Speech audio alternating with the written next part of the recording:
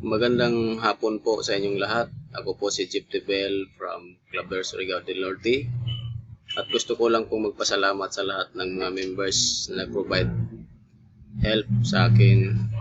Last November 27 po, 2015, nag-provide help po ako sa halagang 10,000 pesos under Mabur Mining. At last December 3, 2015, nag-request to get help po ako sa halagang 11,400 pesos. Papasalamat po ako sa mga nag-donate at sa mga members po na nag-provide help sa akin.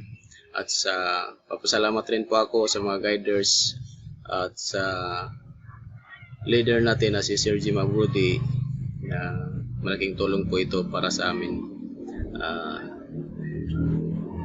Together we change the world. Maraming salamat po.